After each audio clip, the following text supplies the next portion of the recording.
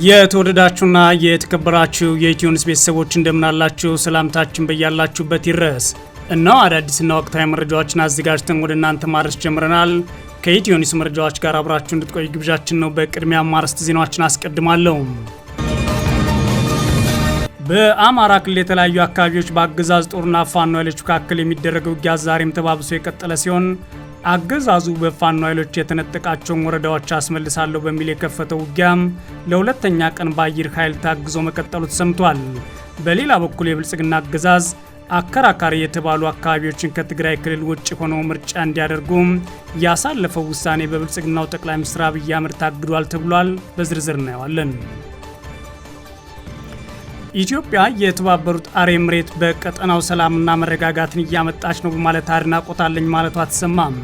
ኢትዮጵያ በኢትዮጵያ ውስጥ ጉዳይ እንዲሁም በሱዳን ጦርነት ጣልቃ መግባት ለምትተቸውና በኢትዮጵያ ለተፈጸሙ የጦር ወንጀሎች ጭምር አጋር የሆነችውን የተባበሩት አረብ ኤምሬትን ቀጠናውን በማረጋጋት ዘንድ ከፍተኛ ሚና እየተጫወተች ትገኛለች ስትል አወድሳለች። የተባበሩት አረብ ኤምሬትን ያወደሱት የብልጽግናው ባለስልጣን በአቡዳቢ ተገኝተው ነው። ዝርዝሩን ትሰሙታላችሁ። የአሜሪካው ፕሬዝዳንት ትራምፕ የአውሮፓ ሀገራት ወደ ሆርሙዝ ወሽመጥ ሄደው ነዳጃቸውን እንዲወስዱ አሳሰቡ። በሌላ በኩል ኢራን በአረብ ሀገራት ላይ የምትፈጽመውን ጥቃት በአሜሪካ ኃይሎች ላይ ያነጣጠረ ነው ብላለች። በመካከለኛው ምስራቅ እየተካሄደ ያለው ጦርነት ተከትሎ የሟቾች ቁጥር ማሻቅቧል። ወደ ቻይና የሚጓዝ የኩዌት ነዳጅ ጫኝ መርከብ ላይም ጥቃት መፈጸሙ አነጋጋሪ ሆኗል። ዝርዝሩን ትሰሙታላችሁ። የተወደዳችሁና የተከበራችሁ የኢትዮ ኒውስ ቤተሰቦች አብራችሁን ቆዩ። ወደ ዝርዝሩ አልፋለሁ። በአማራ ክልል የተለያዩ አካባቢዎች በአገዛዝ ጦርና ፋኖ ኃይሎች መካከል የሚደረገው ውጊያ ዛሬም ተባብሶ የቀጠለ ሲሆን አገዛዙ በፋኖ ኃይሎች ላይ የተነጠቃቸውን ወረዳዎች አስመልሳለሁ በሚል የከፈተው ውጊያ ለሁለተኛ ቀን በአየር ኃይል ታግዞ መቀጠሉ ተሰምቷል። በሌላ በኩል የብልጽግና አገዛዝ አከራካሪ የተባሉ አካባቢዎችን ከትግራይ ክልል ውጭ ሆነው ምርጫ እንዲያደርጉ ያሳለፈው ውሳኔ በብልጽግናው ጠቅላይ ሚኒስትር አብይ አህመድ ታግዷል ተብሏል። የብልጽግና አገዛዝ በአማራ ክልል በደቡብ ጎንደርና ማዕከላዊ ጎንደር ዞኖች ላለፉት 2 ወራት በፋኖ ኃይሎች ቁጥጥር ስር የሚገኙ ወረዳዎችን መልሶ መቆጣጠር ምርጫ ማድረግ አለብኝ በሚል የከፈተው ውጊያ ዛሬ ለሁለተኛ ቀን ተባብሶ መቀጠሉን የፋኖ የመረጃ ምንጮች ተናግረዋል። ይህም በሌተናል ጄኔራል መሐመድ ተሰማ የተመራው የአገዛዝ ውጊያ በድሮና በከባድ መሳሪያ የታገዘ መሆኑን የተሰማው የብልጽግና አገዛዝ መጋቢት 21ና መጋቢት 22 2018 ዓ.ም በደቡብ ጎንደር ዞን እስቴ ወረዳ ሰኔ ማርያምና ገና መምቻ በተባሉ አካባቢዎች የፈጸማቸው የድሮን ጥቃቶች በንጹሃን ላይ ጉዳት አርሰዋል ሲሉ የመረጃ ምንጮች ተናግረዋል። በዛሬው ዕለት ሌሊት ጀምሮ ከደብረ ታቦር ከተማ የተንቀሳቀሰው የአገዛዝ ጦር ወደ እስቴ ለመግባት ጠጅባራ እና ለዋዬ የተባሉ አካባቢዎች ከፋኖ ኃይሎች ጋር ውጊያ ማድረጉን የአካባቢው የመረጃ ምንጮች ለኢትዮ ኒውስ ጨምረው ተናግረዋል። በዞን ውብናት ወረዳ ትላንት የጀመረው ውጊያ ዛሬም ለሁለተኛ ቀን መቀጠሉን ታውቋል። ከአዲስ ዘመን ከተማ የተንቀሳቀሰው የአገዛዝ ጦር ወደ ብናት ከተማ መግባቱ የተሰማ ሲሆን በደብረ ታቦር ከተማ የተነሳው የአገዛዝ ጦር ደግሞ ከ2 ወራት በኋላ እስቴ መካነ ኢየሱስ ከተማ መግባቱን የመረጃ ምንጮች ተናግረዋል። ከዞኑ ጉና በጌምድር ወረዳ ክምር ድንጋይ ከተማ ወደ መናመቀጠው አቅጣጫ ከፍተኛ ወታደራዊ ውጥረት መስፈኑ ነው የመረጃ ምንጮች ጨምረው የተናገሩት። በተጨማሪም በጎንደር ቀጠና በለሳና ቋራ አካባቢዎች በአገዛዝ ጦርና ፋኖ ኃይሎች መካከል ውጊያ መቀጠሉን የፋኖ የመረጃ ምንጮች ተናግረዋል።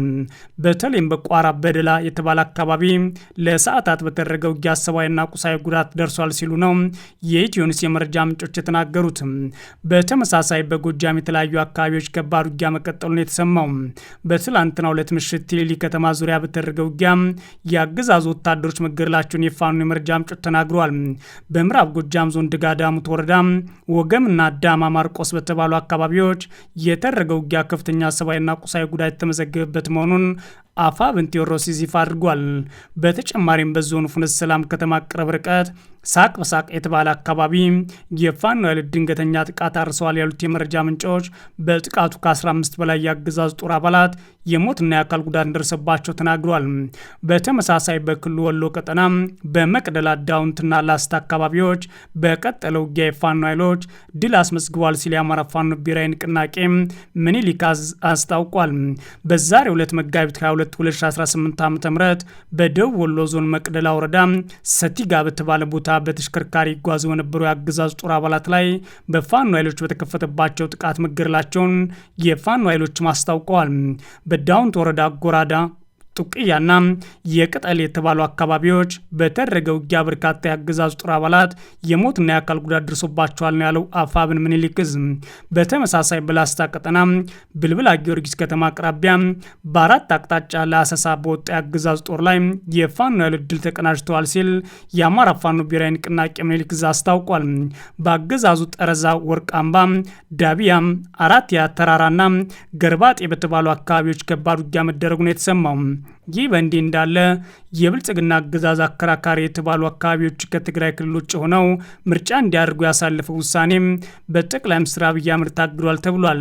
የአገዛዙ ምርጫ ቦርድ ከፌዴሬሽን ምክር ቤት በተጻፈልኝ ደብዳቤ መሰረት የቃፍታ፣ ሁመራ፣ አዲ ረመጥ፣ ጠለምት፣ ወፍላ ኮረምና ራያ አላማጣ ምርጫ ክልሎች ከትግራይ ክልል ውጭ ሆነው ራሳቸውን ችለው ለሕዝብ ተወካዮች ምክር ቤት ይመርጣሉ በሚል ይፋ ማድረጉን ተከትሎ ጉዳዩ ከፍተኛ መነጋገሪያ ሆኖ መቆየቱ አይዘነጋም።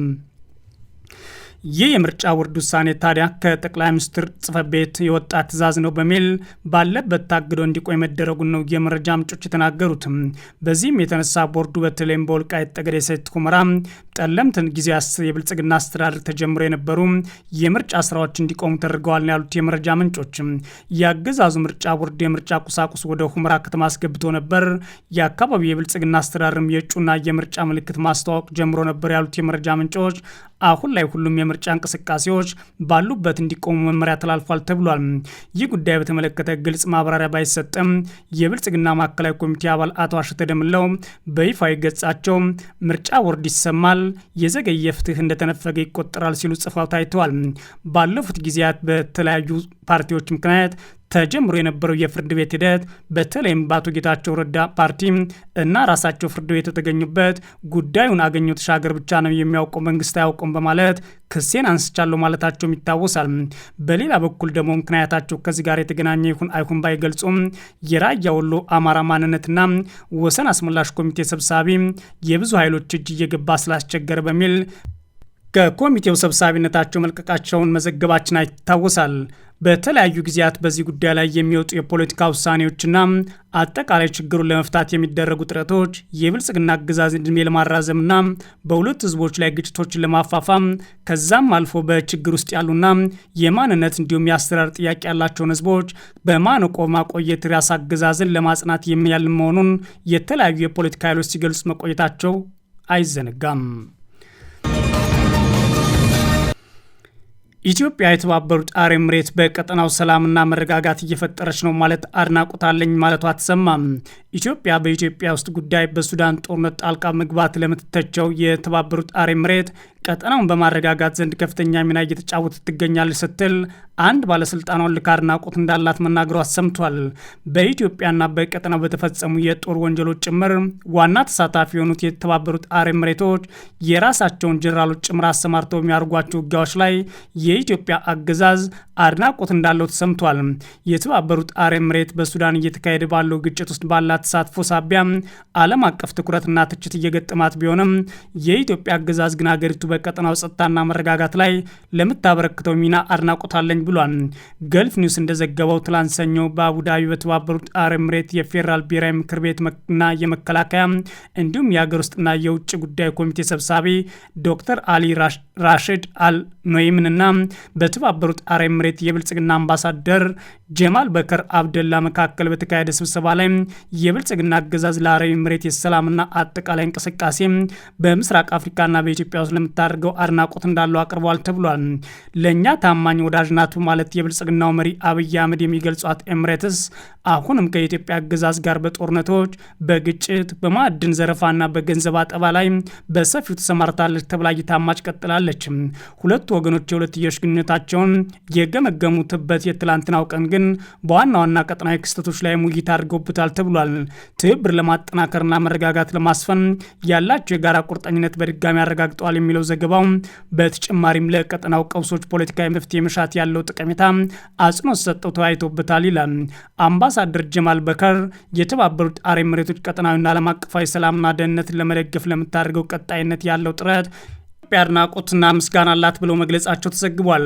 የብልጽግናው አምባሳደር ኢትዮጵያ በተባበሩት አረብ ኤምሬት ሉዓላዊነት፣ ደህንነትና የግዛት አንድነት ላይ የሚሰነዘሩ ዛቻዎችን በመቃወም ከሀገሪቱ ጎን እንደምትቆም በድጋሚ ያረጋግጧል ያለው ዘገባው ኤምሬትስ ከኢራን የሚደርስባትን ጥቃት ከብልጽግናው ጠቅላይ ሚኒስትር ተቀብለው አሁንም እኒው አምባሳደር አውግዘዋል ተብሏል። የተባበሩት አረብ ኤምሬት በኢትዮጵያ ውስጥ ለሚፈጸሙ ጦርነቶች፣ በቀጠናው ላሉ ውጊያዎች እንዲሁም የብልጽግና አገዛዝ ለሚፈጥራቸው ቀውሶች ዋነኛ ስፖንሰር ሆነው አሁንም ቀጥሏል የሚለው ዓለም አቀፍ እውነት እየሆነ መጥቷል። የአሜሪካው ፕሬዝዳንት ትራምፕ የአውሮፓ ሀገራት ወደ ሆርሙዝ ወሽመጥ ሄደው ነዳጃቸውን እንዲወስዱ አሳሰቡም። ኢራን ደግሞ በአረብ ሀገራት ላይ የምትፈጽመው ጥቃት በአሜሪካ ኃይሎች ላይ ያነጣጠረ ብቻ ነው ብላለች። ትራምፕ የሆርሙዝ ወሽመጥ ተዘግቶም ቢሆን ጦርነቱን ለማቆም ፈቃደኛ መሆናቸውን ደግሞ ዘገባዎች ወጥተዋል። ወደ ቻይና በሚጓዝ የኩዌት ነዳጅ መርከብ ላይ ዛሬ ጥቃት ተፈጽሟል። የአሜሪካው ፕሬዝዳንት ዶናልድ ትራምፕ በዩናይትድ ኪንግደም፣ ፈረንሳይና ሌሎች ሀገራት ወደ ሆርሙዝ ወሽመጥ በመሄድ ነዳጃቸውን እንዲወስዱ መልእክት አስተላልፈዋል። ሄዳቸው የራሳቸውን ነዳጅ ውሰዱ፣ በቃ ውሰዱት ሲሉ ትራምፕ በትሩዝ ሶሻል የማህበራዊ ሚዲያ ገጻቸው ላይ ጽፏል። ፈረንሳይ የጦር መሳሪያ ጭነው ወደ እስራኤል የሚጓዙ አውሮፕላኖች በአየር ክልሏ እንዳያልፉ አግዳለች ሲሉም ሀገሪቱን ወቅሰዋል። ፈረንሳይ እያገዘች አይደለም፣ ግን የኢራን ጠላት ተወግደዋል ሲሉ ትራምፕ ተናግረዋል። ትራምፕ በማህበራዊ ሚዲያቸው ፈረንሳይ በጽኑ አውግዘው አሜሪካ ይህንን አትዘነጋም ብለዋል። ዩናይትድ ኪንግደምን ጨምሮ ሌሎች በሆርሙዝ ወሽመጥ መዘጋት የነዳጅ አቅርቦት መስተጓጎል የገጠማቸው ሀገራት ወደ ወሽመጡ ሄደው ነዳጃቸውን እንዲወስዱት ትራምፕ አሳስበዋል። ለራሳችሁ መታገል መማር መጀመር አለባችሁ። ከዚህ በኋላ አሜሪካ ትረዳችሁ፣ እንዳልደረሳችሁልን ሁሉ እኛም አንዘነጋችሁም ብለዋል። ትራምፕ የኢራንን አስተዳደር መበጣጠስ እንደተቻለ ገልጸው ከባዱን ደረጃ አልፈናል፣ ሂዱና ነዳጃችሁን ውሰዱ ማለት ለሀገራቱ መልእክታቸውን አስተላልፈዋል። ሌሊቱን የኪዮት ሰንደቅ ዓላማ የያዘች እና የሚያውለበልብ አልሳልሚ የተባለ ነዳጅ ጫኝ መርከብ ምንነቱ ባልታወቀ ተተኳሽ በዩናይትድ አረብ ኤምሬትስ የባህር ዳርቻ ዱባይ ላይ በቆመበት ጥቃት እንደደረሰበት ቫንጋርድ የተሰኘው የባህር ትራንስፖርት ደህንነት ኩባንያ አስታውቋል። ኩባንያው ጥቃቱን ተከትሎ በመርከቧ ላይ መጠነኛ ጉዳት መድረሱንና እሳት ቀስቅሶ እንደነበር ጠቅሶ በቁጥጥር ስር መዋሉን ገልጿል። የመርከቧ 24 ሰራተኞች ምንም አይነት ጉዳት እንዳላጋጠማቸው እንዲሁም ጥቃቱን ተከትሎ የፈሰሰም ነዳጅ አለመኖር ይፋ አድርጓል።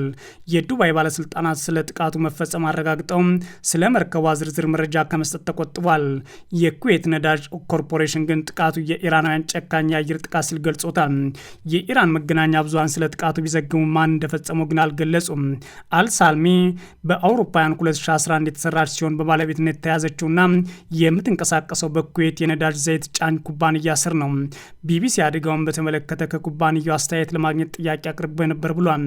ታንከር ታከርስ የተባለ ሌላ የሞሪታይም ደህንነት ኩባንያ መርከቧ 1.2 ሚሊዮን በርሜል የሳውዲ እንዲሁም 800 ሺህ በርሜል የኩዌት ድፍድፍ ነዳጅ ጭና ነበር ብሏል።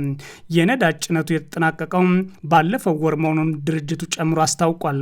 ስለ መርከቧ የጉዞ መስመር ይፋ የሆኑ መረጃዎች መዳረሻቿ ኪንጋዶ ቻይና መሆኑን ያሳያሉ። ሌላኛው ትራምፕ የሆርሙዝ ወሽመጥ ተዘግቶም ቢሆን ጦርነቱን ለማቆም ፈቃደኛ መሆናቸውን ዋል ስትሪት ጆርናል ዘግቧል።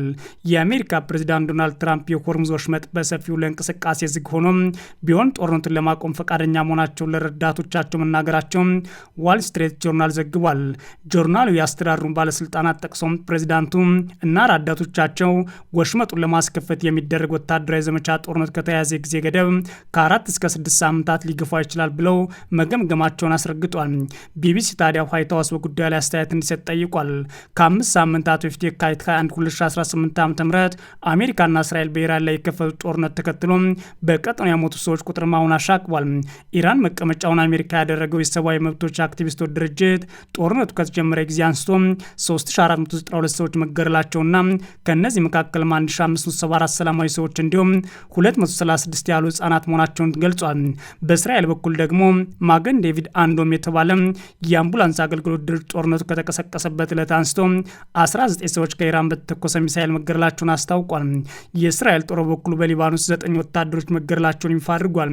ሊባኖስ ውስጥ የሊባኖስ ጤና ሚኒስቴር 124 ህጻናት ጨምሮ 1247 ሰዎች ተገድለዋል ብሏል። የባህረ ሰላጤው አሁን ላይ በሀገራቱ በአጠቃላይ 24 ሰዎች መገደላቸውን አብዛኛዎቹ የጸጥታ አባላትና የውጭ ሀገራት ሰራተኞች መሆናቸው ተዘግቧል። 11 ሰዎች በኤምሬት ውስጥ ሲገደሉ 7 በኩዌት፣ በኦማን፣ በሳውዲ አረቢያ፣ ባህሬን ውስጥ ደግሞ በእያንዳንዳቸው ሁለት ሰዎች መገደላቸው ተገልጿል። ይህ በእንዲህ እንዳለ ወደ ቻይና በሚጓዝ የኩዌት ነዳጅ ጫኝ መርከብ ላይ የተፈጸመው ጥቃት አሁን ላይ አነጋጋሪ ሆኖ ቀጥሏል። ይህ በሆነበት ሁኔታ ታዲያ ኢራን ከሁሉም ጋር በሚሆን ደረጃ ከደረሰባቸው ጥቃት የአካባቢው ሀገራት መካከል በዋነኛነት የምናጠቃው የአሜሪካን ቦታዎችን ነው ብላለች። የኢራን ጥቃት ከደረሰባቸው የአካባቢው ሀገራት መካከል አንዱ የሆነችው ሳውዲ አረቢያ እንጠቅሰው የውጭ ጉዳይ ሚኒስትሩ አራንግቺ በኤክስ ገጻቸው ላይ ባሰፈሩት ጽሁፍ ኢራን ኢላማ የምታደርገው አሜሪካን ብቻ ነው ብለዋል።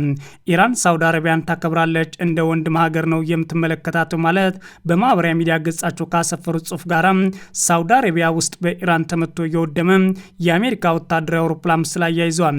ኢራን ከጥቂት ሳምንት በፊት ሳውዲ ውስጥ በሚገኘው የልዑል ሱልጣን የአየር ኃይል ጦር ሰፈር ላይ በፈጸመችው ጥቃት አንድ የአሜሪካ የማዘዣ እንዲሁም የቁጥጥር ማዕከል የሆነ ወታደራዊ አውሮፕላን ከባድ ጉዳት እንደደረሰበት ያሳያል።